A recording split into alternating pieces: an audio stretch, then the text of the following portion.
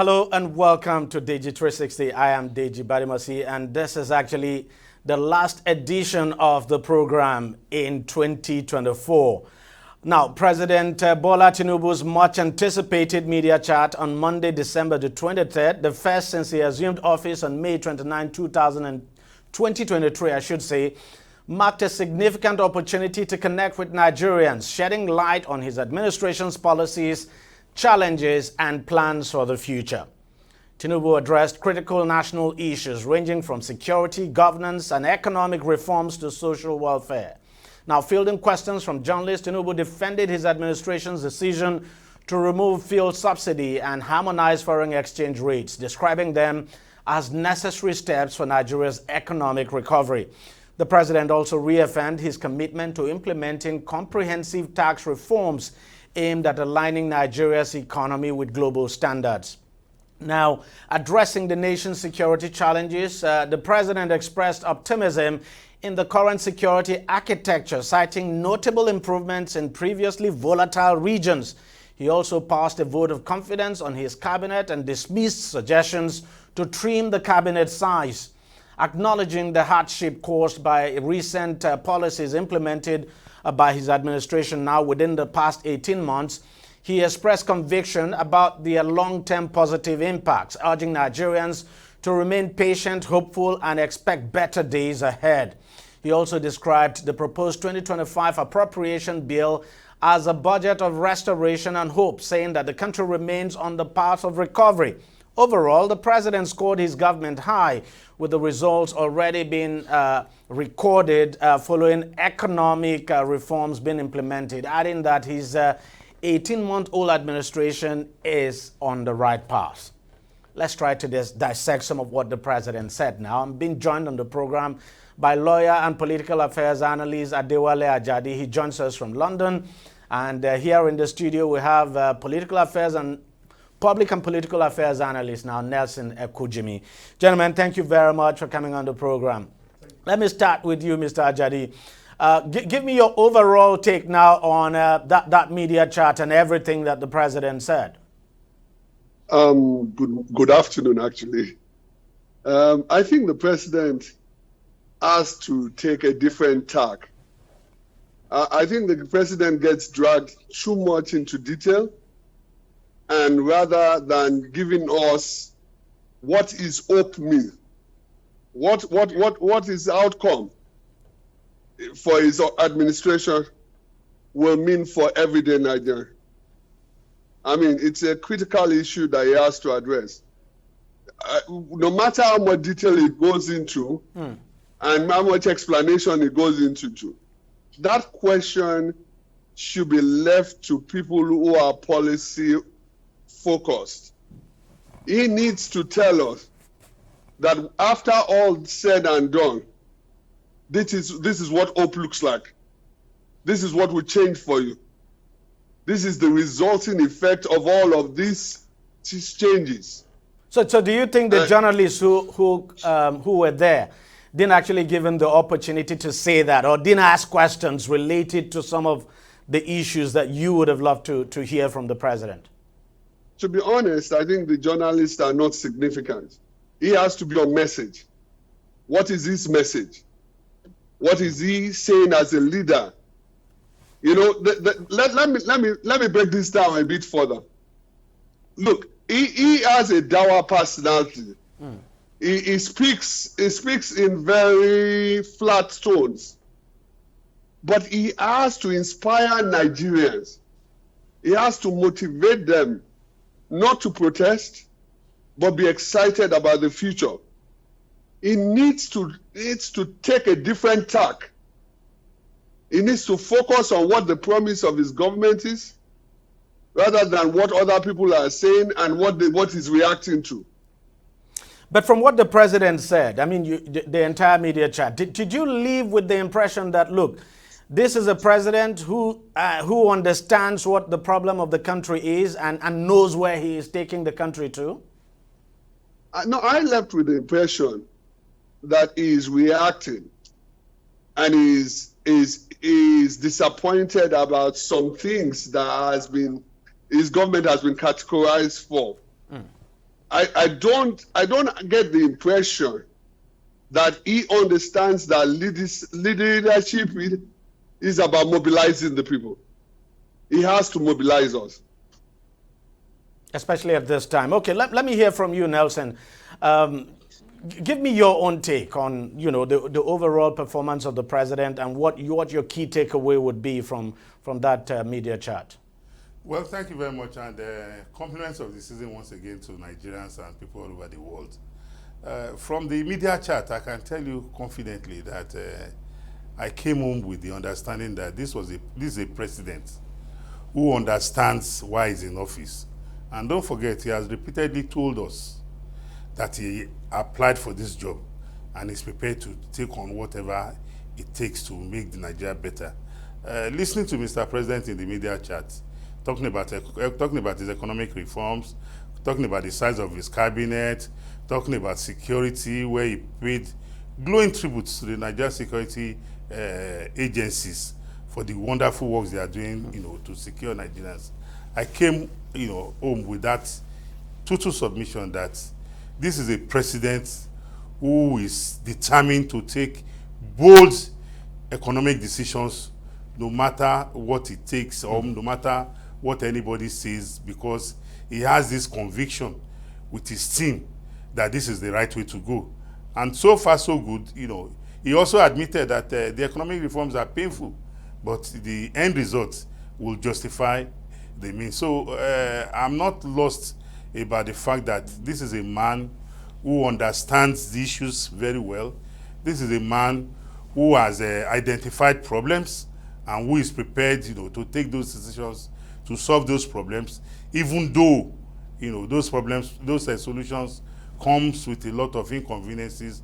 But as Nigerians, as people who have followed the trends of governance over the years, one is optimistic that the days ahead, that there are better days ahead for Nigeria. So I have no doubt in my mind that this is a man who knows his onions and is prepared to, to break all odds to see that Nigeria, is on the path to greatness again.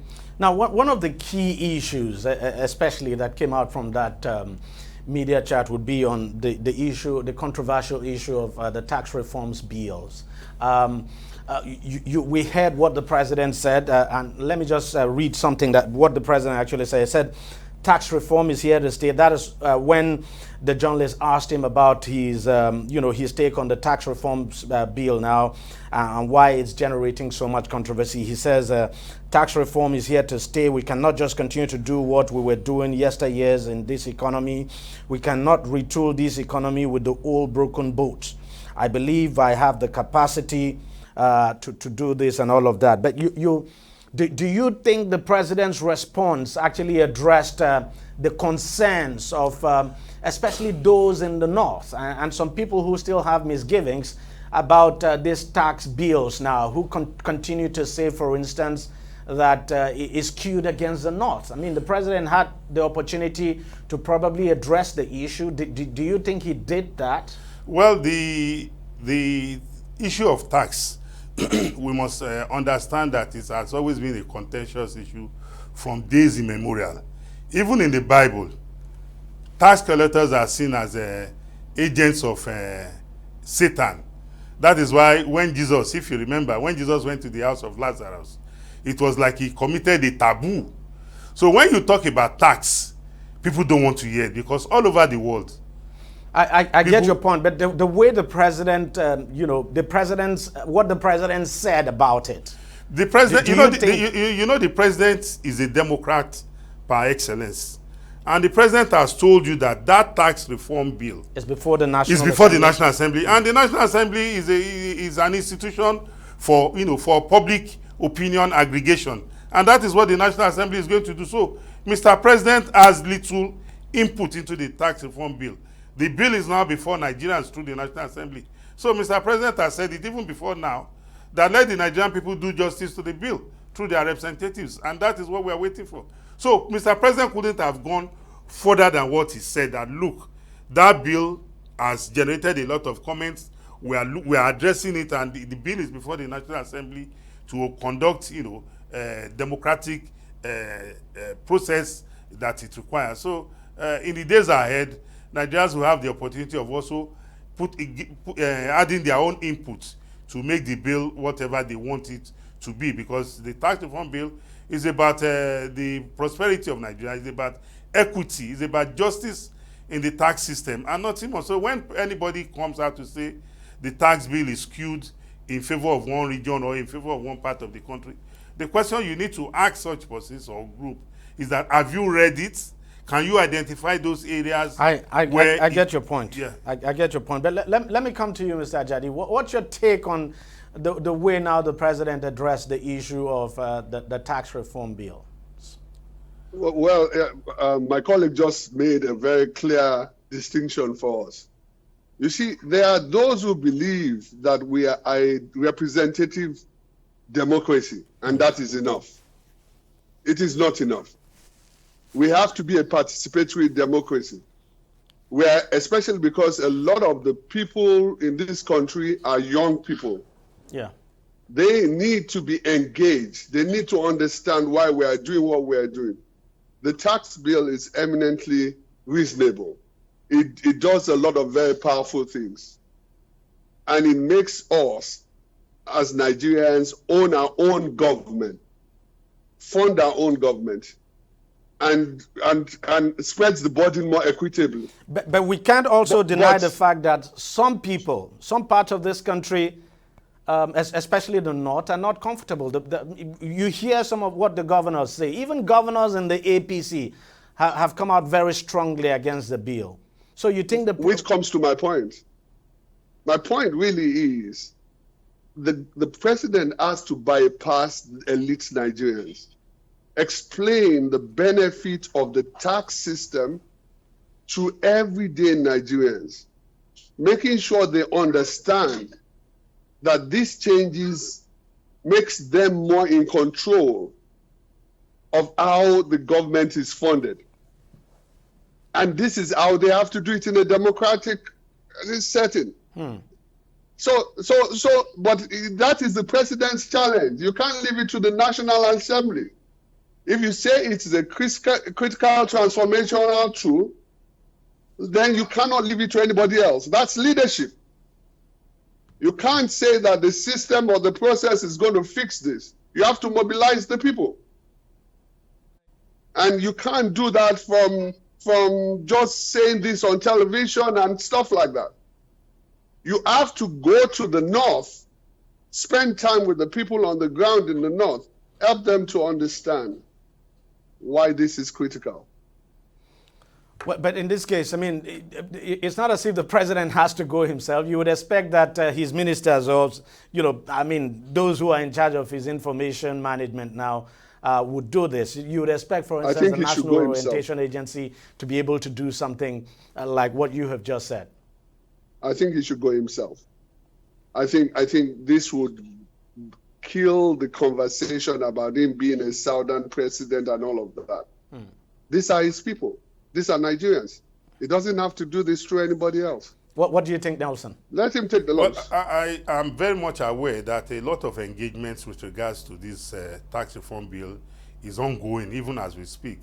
But we must recognize that a lot of the ordinary man on the streets don't have a voice like the governors or people in government. That is why, for some of us, we see the opposition to the bill coming from the elites rather than from the masses on the street, because the elites want to assume a position that they don't have on this particular issue. Because you talk about a governor, for example, he was elected to represent the people. And on this bill, you want to ask, has the governor taking this bill to his people to get their own feedback? The question is no. I watched the governor saying, we don't want this bill because of the timing. And I asked, what is wrong with the timing? How is it a wrong thing to do something at the right time? Then another one, former governor, now a senator, Aminu Tambuwa, was saying the tax reform bill is about increasing VAT. And I said that is misinformation. So a lot of the political elites are misinforming the ordinary man on the street. So like you have rightly identified, I think the engagements that the government agencies are doing presently, going around the country, interfacing with the ordinary man on the street, interfacing with business owners, interfacing with civil society. They should continue in that line. In that way, even if the elites, to continue to raise their voice, once they realize that the people are not on the same boat with them with regards to opposition, I think they'll do a rethink. Okay, let's quickly talk about the issue of the cabinet, the size of the cabinet. That's one topic that came up during the presidential media chat, and of course, I'm very aware. I'm sure you know what the president's response was. The president, of course, pushed back on that he does not plan to reduce the size of his cabinet. As we speak today, we have, I think, 48 ministers, manning 48 ministers, so to speak, and it's the highest we've had. I mean, since the Fourth Republic. So there've been calls on the president to probably reduce the size, but then the president pushed back on that, explaining that, look, he did a lot of thinking before going on to appoint these 48 persons as ministers. Listening to the president's explanation, Mr. Ajadi, were you satisfied and convinced with what he said? I think the real answer is to what effect? What does he want to achieve? You see, we keep on talking about efficiency, but the issue is effectiveness. What is effective for Nigeria? What would change for Nigeria by having 48 ministers? If you don't answer that question, then the number should be reduced. I don't think that the president makes clear what his outcome of his government is going to have on Nigeria. What is going to change for Nigeria? We say we want to renew greatness. What does that mean? When was Nigeria ever great? The issue is, what changes in the life of Nigerians fundamentally? What is the transformation we should see at 2027? And until we know that, people will be talking about how we move deck chairs around on the Titanic. We need to be very clear. What is the outcome we want to achieve? Nelson, let me get your take on the cabinet size. Well, we must recognize that in forming the cabinet, at every point in time, the President of the Federal Republic of Nigeria is always guided by the provisions of the Constitution, which mandates him to appoint a minister from each of the 36 states, including the Federal Capital Territory, Abuja, and also gives him the power to appoint 6 ministers from each of the geopolitical zones. Don't also forget that we have new ministries now in place, which never existed in the past. So for me, I example think is the livestock ministry. Yes, I think the cabinet of the president, like he has rightly said, that is the focus of his cabinet is based on merit and not on any other parameter. What we should be doing is to x-ray the ministries one by one and see if they are delivering on their on their mission statements. That for me it's a welcome development than for somebody to just wake up and say we have a bogus Federal Executive Council. No, absolutely not, because each of the ministers were appointed in line with the provisions of the Constitution, and they have a mandate to carry out within their ministry. If there's any that is not living up to expectation, you and I know that the president has the powers, and he has done that not quite long ago when he rejigged his ministry. So the issue about the size of the ministry, for me, is inconsequential. Rather, I'll be focused on what the ministries are doing to deliver on their mandate. Okay, so what would also be your reaction on his response on the issue of subsidy? I mean, he says he has no regret, in removing subsidy. Well, the issue of subsidy is an overflogged matter. You are now aware, and Nigerians, that the 3 major candidates of the leading political parties pre the 2023 general elections all said they were vowed to remove fuel subsidy immediately.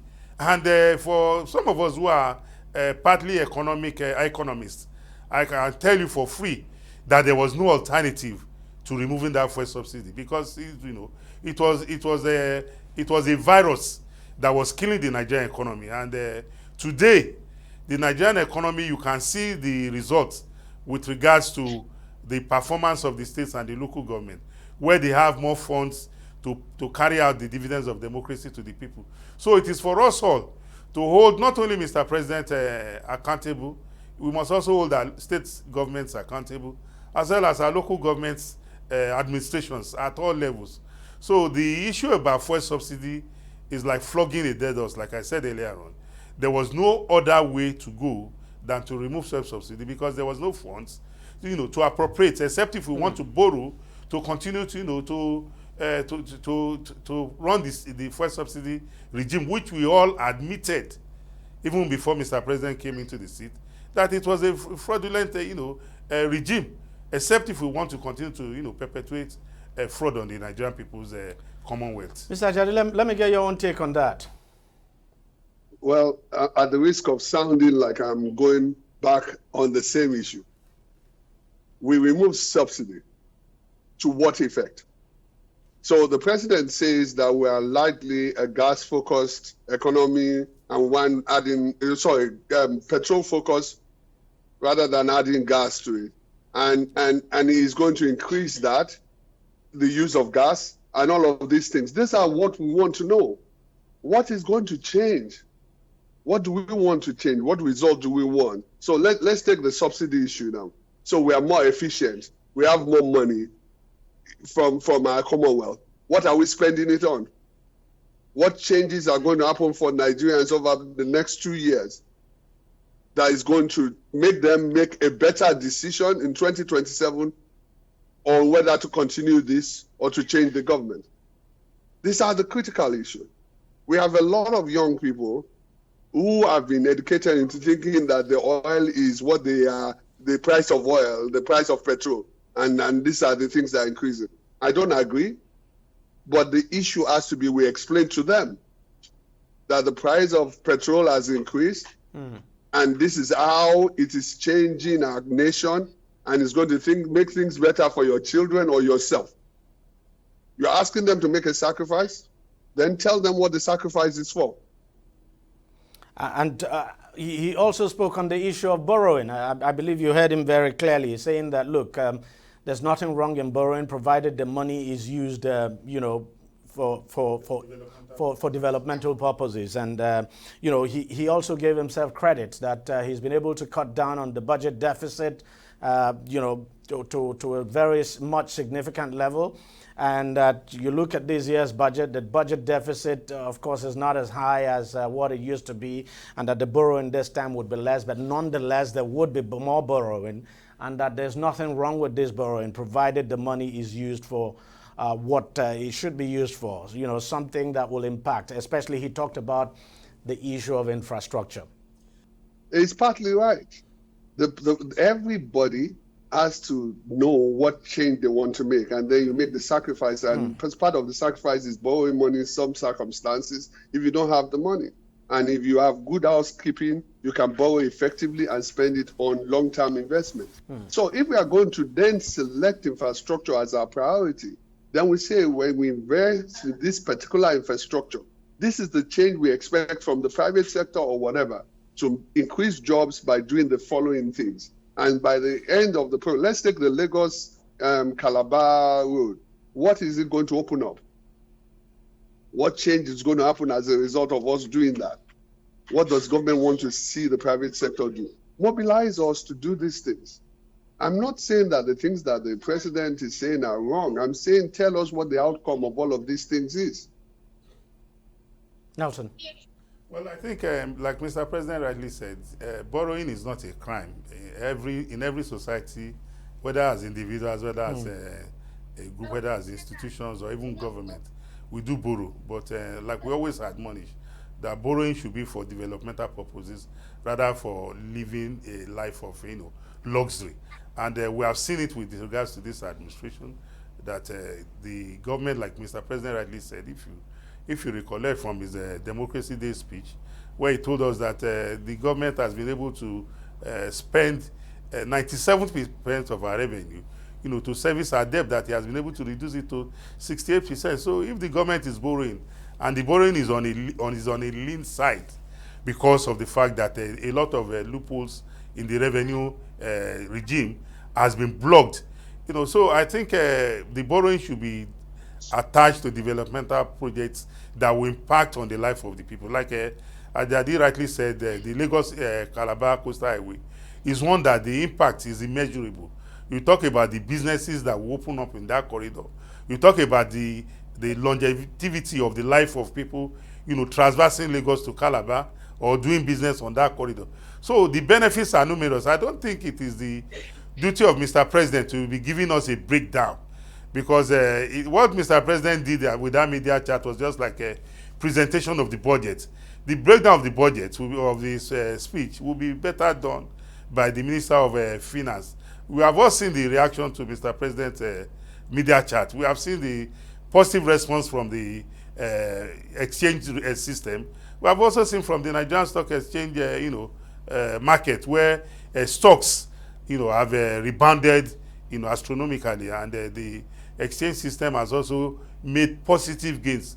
So the media chat by Mr. President, by all standards, is a welcome one. We, as Nigerians, we call for more, because that will go a long way. I was actually going to ask that, and by way of closing, I was going to ask both of you.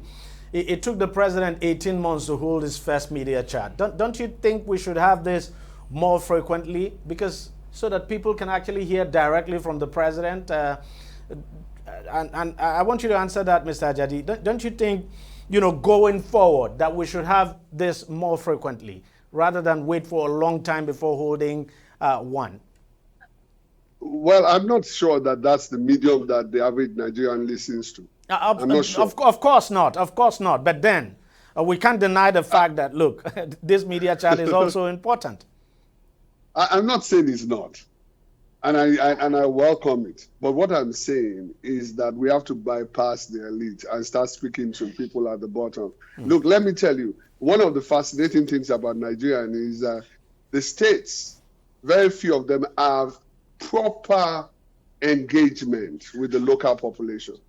On the national level, there's that engagement, and therefore the president takes an inordinate amount of flack for what states should take flack. Yeah. And so it is critical. The president speaks where he should speak, which is about where I'm taking this country to. This is my hope, this is my aspiration, this is what my policy is going to deliver to you. Every household should know that the benefit of this government to us should be this. The rest of it is left for others to fix. And Nelson, it won't be a bad idea at all if state governors to hold their own media chat, once in a while, because they hardly do it. Absolutely. I think it is important for even state governments to copy from the president. Like in America, we have the State of the Union address.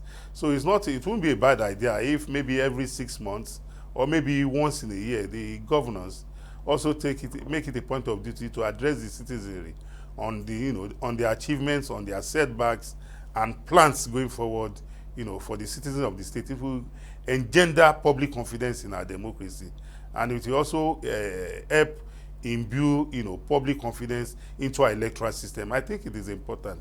Even local governments, it's not only for budget presentations. I think it is important that at every point in time, the people who are being governed and the people who are governing us need to have an interaction through those, media chats or, right, public engagements. All right. For me, I just hope we have this more frequently and not wait for another 18 months or 6 months. Look, we should have this more frequently. Absolutely. If it's once in 3 months, once in 6 months, but let's continue to have this engagement. I think it helps. It helps a lot. Gentlemen, I want to thank you very much for coming on the program and sharing your insights with us. Thanks a lot for your time. Adewale Ajadi, lawyer and political affairs analyst, and Nelson Ekojimi, public affairs and political analyst. Thank you very much for coming on the program. Thank you very much. And let me just say Happy New Year to both of you. Happy New Year to you too. Happy New Year to you. Thank you very much. All right, we'll take a short break and we'll be right back. Stay with us. Don't go away. Opinions are free, facts are sacred, but truth is universal. How, in practical terms, can we, for instance, de-escalate the tension? When you go into public office, you must be ready to answer to the people. We know where the enemy is. 3 places. The Lake Chad Basin, the border area between Nigeria and Cameroon, and then the Sambisa Forest. On DEJI360, we give you a complete dose of everything. Opinion, facts, and undiluted truth. I hardly believe what politicians say in this part of the world. A new Nigeria is possible, a future is possible. We delve into the issues, dissect it so that you can understand it, use it to take action. I don't think there's any need for any governor to look for grant for ranching. DEJI360, dissecting the issues.